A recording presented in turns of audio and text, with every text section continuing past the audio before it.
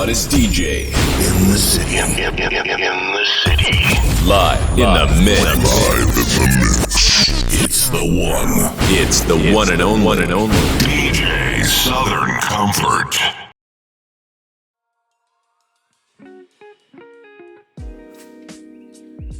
Howdy folks, welcome back to our channel.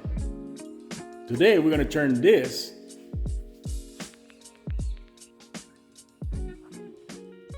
into this.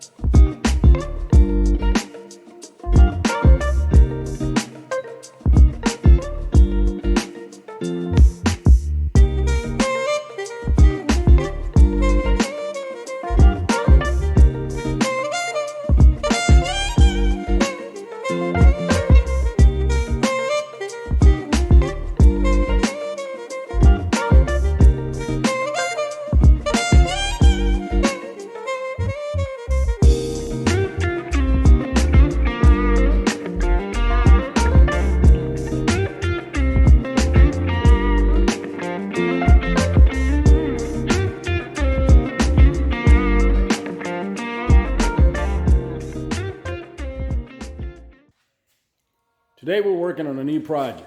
We're going to build a DJ console topper. I'm going to build something where I can put my controllers in. I can swap controllers if I want to, hopefully easily, and just better my system and make it look a little bit more appealing.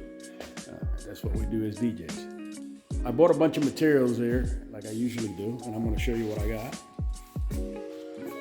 I got some plywood, I got some 1x3s, and I got 1x1.5.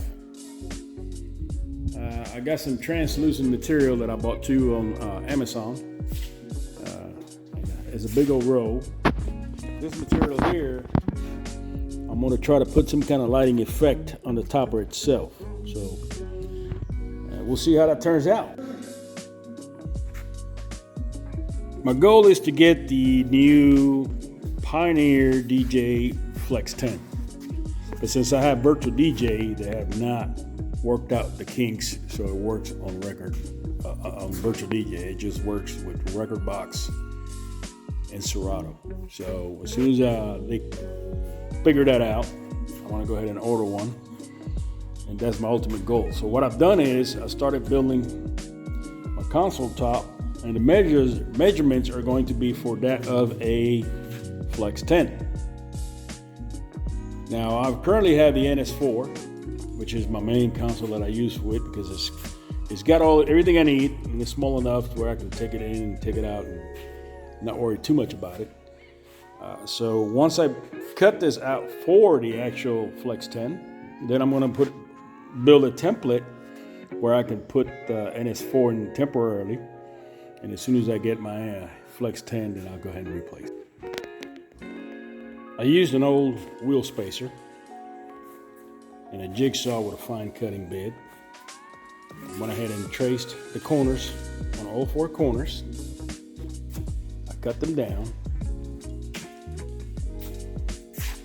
and then I used my grinder with a sanding disc on it to smooth them out as best as I could. Okay, I have cut it the centerpiece, or should I say where the controller is going to go. But that's the rough cut.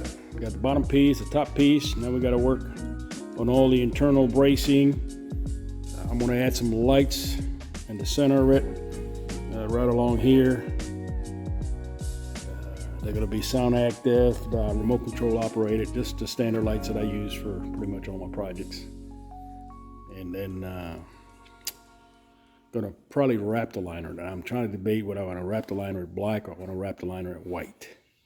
I like that tuxedo look, so I might just go with white, and then the bottom piece, which of my console, which is a standard server rack, That's black. So I think that'll look pretty interesting. Here we have cut all the inner frame pieces, which will be attached to the bottom with screws. I haven't attached them yet, so I'm still working on it, but you get the gist of the picture. If you notice, I left this space here open. The controller is going to sit right here to where that line is, and behind here it'll be enough space to run cables and connectors. I'm going to place holes here, here, here, and here, so that cables can access the bottom where my console, my mixer, and my microphones and everything else are at. So, hope you guys get the gist of it. Now all I got to do is bolt these pieces together. I'm probably going to do a little bit more sanding, and then I start assembling the top. We got everything mocked up. I haven't bolted down anything yet, or screwed down anything yet, for that matter. I got the access holes cut. I'm hoping those are and before you go jumping on my case, no, they're not all exactly the same distance in between. I just put some holes in there. It don't really matter. It's going to be underneath. It's not going to be visible when the controller's in there. You see the outside here. That's where the LEDs are going to go. They're going to stop here. The Flex 10 is going to go in there. I'll probably have to shimmy it up some so it's level with the top. But that's okay. I did that on purpose, so maybe we can get some air circulating in there. And if I have to have a little vent fan or something, I'm not sure if it even gets hot. Probably don't, but never hurts to have the options. It just goes all the way around. It all works the way I plan on it. It's gonna look great. And this thing, man, is incredibly light. I used that 1/2-inch plywood. I think it's called birch. I'm not sure. I'm not a carpenter by any means, so I've just learned enough throughout the years to be dangerous. That's it. I think it's looking pretty good. I got the bottom support frame attached to the top portion. I attach it with 1 1/4-inch screws, wood screws. I use the torque kind because I don't like the cross tips. So I use the torque screws for everything.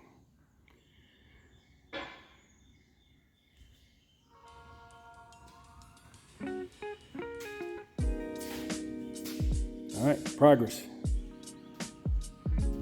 All right, I cut a piece of this translucent material from the big roll I had. All I had was a jigsaw, so it wasn't as straight as I would like it. So I'm using a grinder with a sanding, I think it's an 80 grit sanding disc on it. And I'm gonna go ahead and sand it down a little bit. I got it rolled up with a tape where I can lay it down flat on the ground or flat on the table, and I can sand it from there. I already sanded some. It works out pretty good. I just got to clean the edges a little bit. But that's what I had to do. So always got to use safety gear.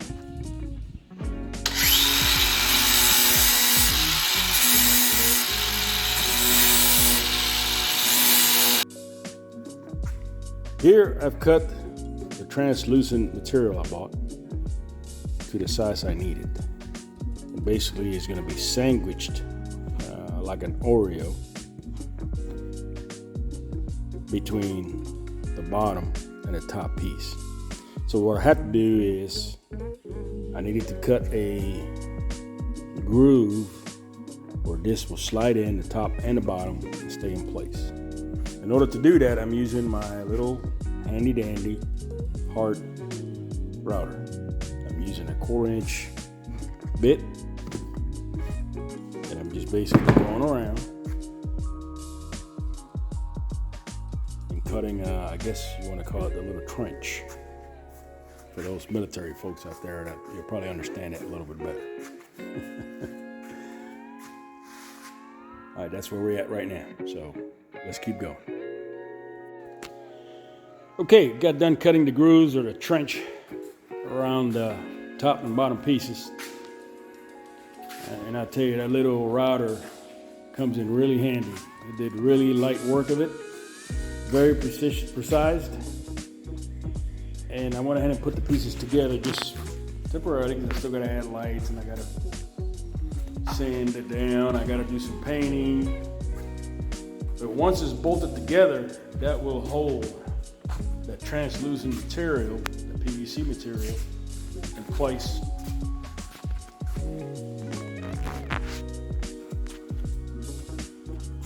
So, I think it's coming out to get pretty good. I know you guys be the judge. And of course, I got some stuff that's gonna go on the edge here to finish the trim. I got a small little trim that's gonna go around the bottom at the top piece to give it a little decorative and finished look. I decided to go with white Raptor Liner. I'm gonna see if I can order some. And I'm going to Raptor Liner that white. I don't know, or should I go with black?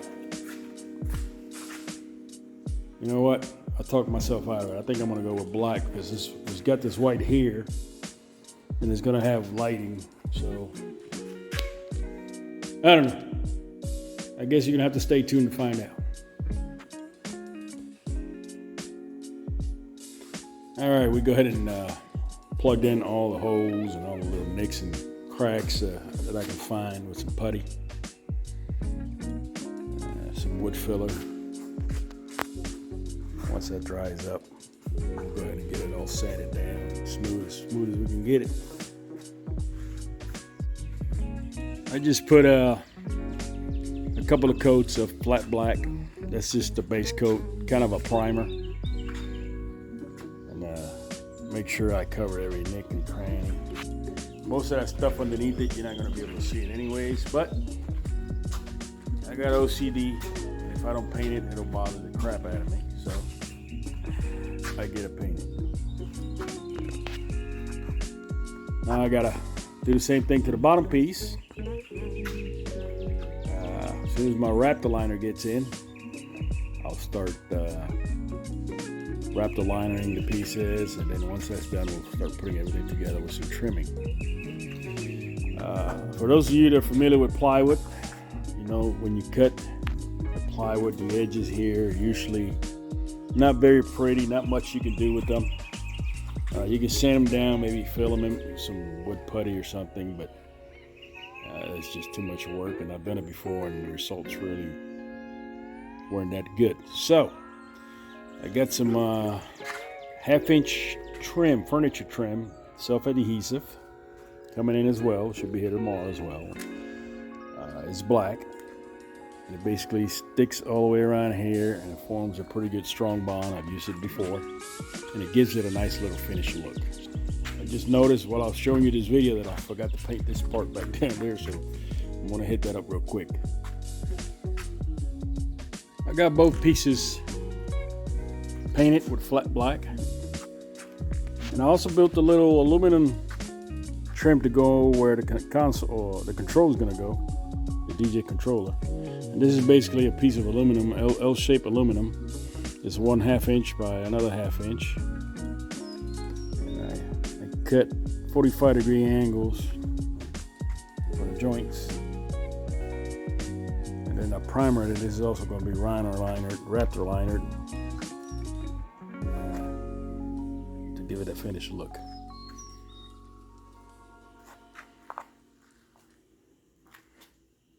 And here's the bottom piece. So this is the part that goes towards the ground. The inside, it's on the bottom side. I already painted that as well. Some of that is going to be Raptor Liner, where the controller sits. That way it has got the finished look without the controller. And this whole top is going to be Raptor Liner. Okay, while I wait for my Raptor Liner to come in, mocking everything up, making sure everything fits just right. This is the bottom piece with the PVC translucent material around it. And the reason I'm doing this as well is so the PVC material learns the shape it needs to be in.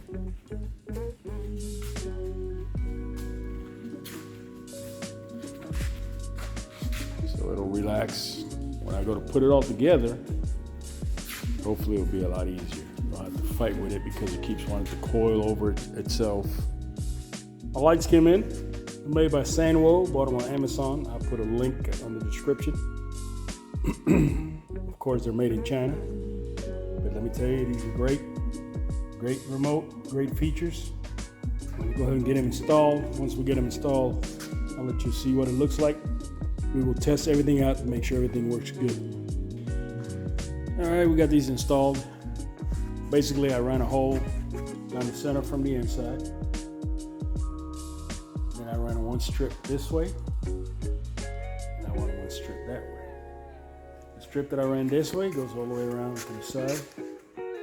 Then I got it going down. Then I got it coming back this way and back to the center. Same thing with the other strip. All the way around. 90 degree down, 90 degree back to center. Right now it's on the fire feature. Turn the brightness all the way up. Once I enclose it, it should look fairly decent. Let's hope. We'll see.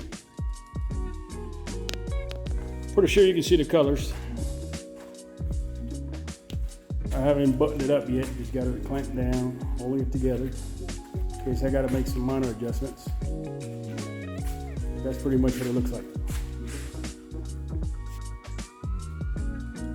All right. Here we got a little bit more work to do here. I'm mocking everything up right now. I haven't Raptor Liner it yet. Material didn't come in today, so it's supposed to come in tomorrow. I'll get a Raptor Liner tomorrow, but I am mocking it up, making sure all the holes line up. I got it bolted down so it'll be easy access. And what I used some machine screws with some, I guess you call them butterfly nuts, where I can easily remove the top from the bottom piece if I have to. I haven't placed all the plastic all the way around yet. I just got it mocked up. The only reason I'm doing that for is because I have these quick connectors for HDMI and USB and whatnots. I want to put these in right back here, and I just want to make sure that I have enough room and it's going to look right and it's going to be functional. And these are my HDMI and my USB quick connects. Some of the USB ones are for power in case I got to power something up. A phone, a light, who knows. And then the HDMI one is for my monitor, and one is for my digital facade that I built in previous episodes. All right, we're getting ready to Raptor Liner this topper real quick. I went ahead and mounted it to the server case or the server base. And the reason I did that is because once I get it completed, I didn't want to be trying to drill holes and figure out where those holes went. I got it lined up perfectly where it needs to be. The top and the bottom are squared all the way around. And I'm going to Raptor Liner it right on top here. And I'm going to cover all the areas that need to be covered. Mainly the exposed areas, like here in the center, that's going to be all Raptor Liner. The top's going to be all Raptor Liner. The edges are all going to be Raptor Liner. And I'm going to probably Raptor Liner a little bit on the bottom. Just give it a little finished look in case you get underneath it and you want to look at it.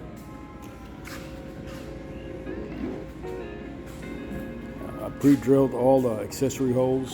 I have some USB ports that go into my actual computer. That way, if I got to plug in a hard drive or anything, I can just plug it right there. Here's going to have a plug where you can plug something to it, and it also is going to have 2 USB slots, but those are just for power, not for data. These here are going to be for data and power if you need it. This here is an access port where I can run cables through and whatnots. This is where my monitor stand is going to go. All right,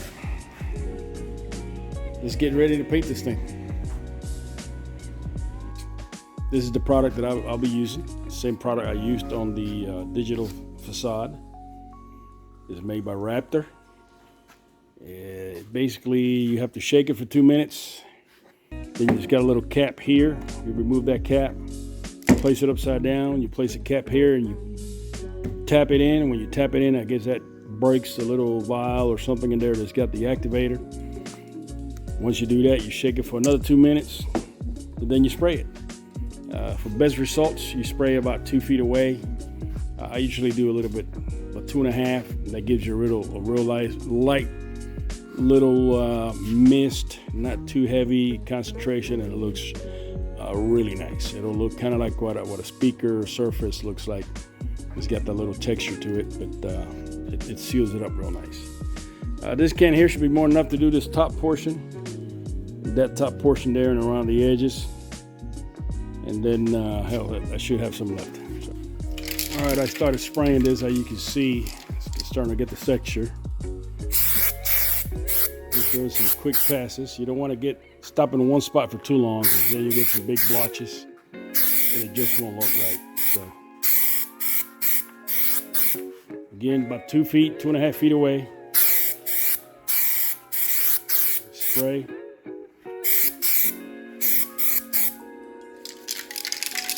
Got about a half of the can left. I already did 1 coat. See, it's starting to texturize, kind of like that speaker texture. Nice finished look.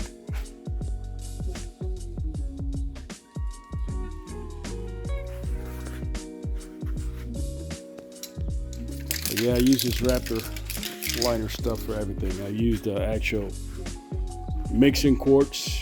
I've used that in several different vehicles. I've used black. I've used tinted blue on a 1988 Ram Charger my son had. That really came out nice. He won a lot of car show prices with that truck, the way it looked. And all it had was Raptor Liner on it. So I might put a picture on this video so you can see what I'm talking about and what that truck looked like.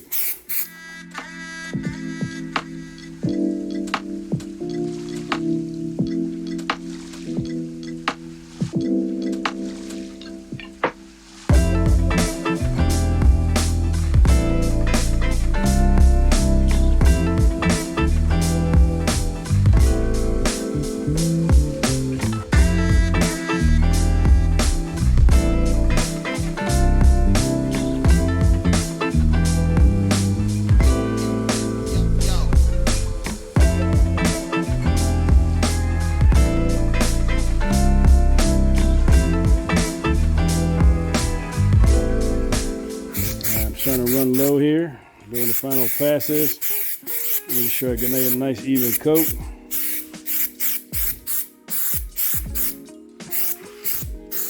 And I think this is coming out really nice.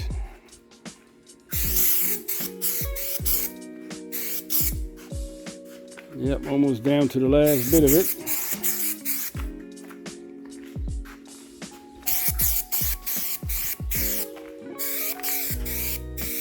And that's it. We're done. That's the texture right there. That's what it looks like.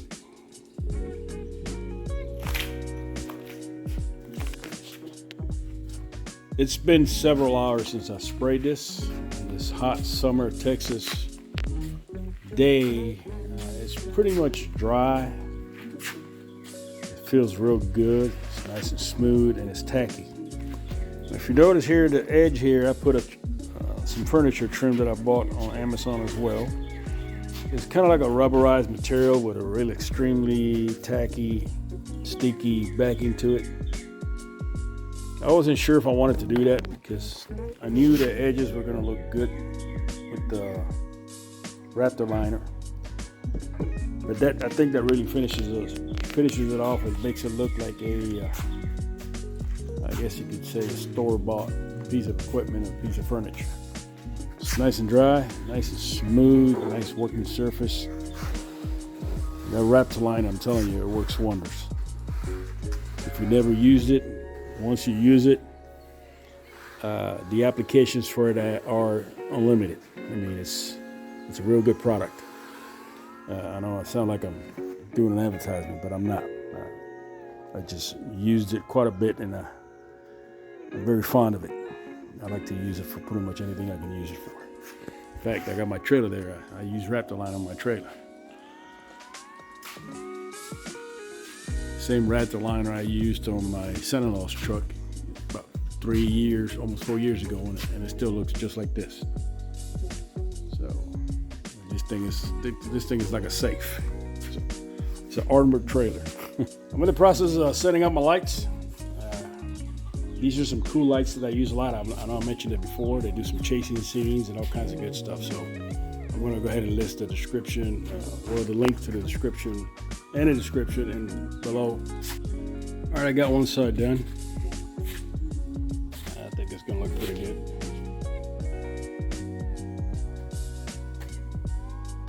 Yeah, I got all the lights installed where they need to be. I hope you can see this. Basically, they go from that end, and they go to this end, to the front, and to this end. So now I'm going to get ready is joint both of the pieces together. They're joined by screws underneath. So once those screws go on, it becomes really nice, solid, and firm. I used 1/2-inch plywood, finished plywood, so it was pretty nice material. But the thing with plywood is anything 1/2 inch and below has some kind of a little bit of flexibility to it. That could be a good thing, or it might be a bad thing. I don't know. It depends on all the traveling and stuff. You know, it might be good that it'll give it a little bit if it bumps into something or not. But once I bolt it all down, or should I say screw it all down, it'll make everything rigid, nice and firm.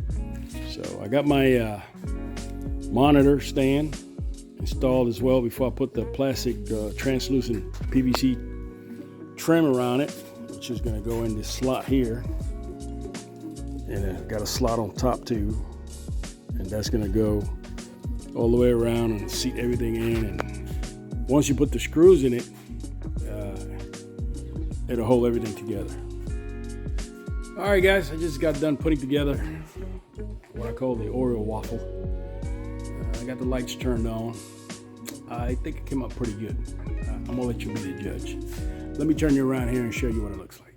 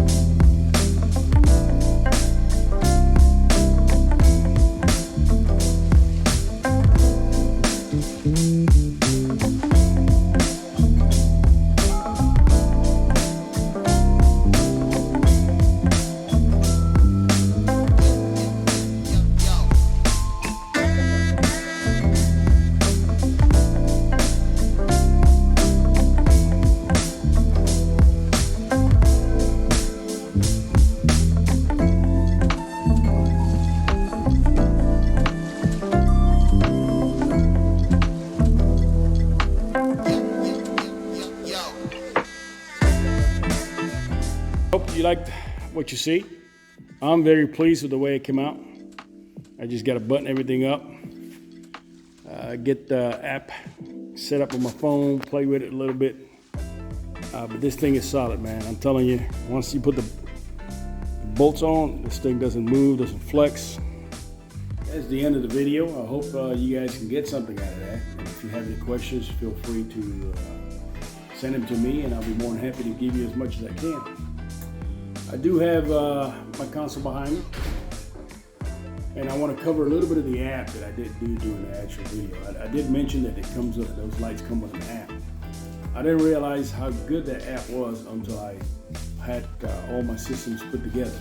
Now I have 3 sets of these lights. I have the topper, I have the bottom, and then I have another set around my digital facade. That's also covered in a previous video. But what I didn't know is the app, you can actually group all 3 lights and you can control them at the same time. And you can group as many lights as you want. So that is a added different benefit. And the different choices and options on the app are 10 times, or 100 times better than the actual remote control. So if you look in the description, you'll find those lights that I'm talking about. They're a little twerky because you got to be careful when you mount them. You don't want to touch pieces with other pieces because they tend to burn out if they do. So you have to be careful. But the final products, I think you will be pleased. The hottest DJ In the city. In the city. live in the mix. Live in the mix. It's the one. It's the one and only. DJ Southern Comfort.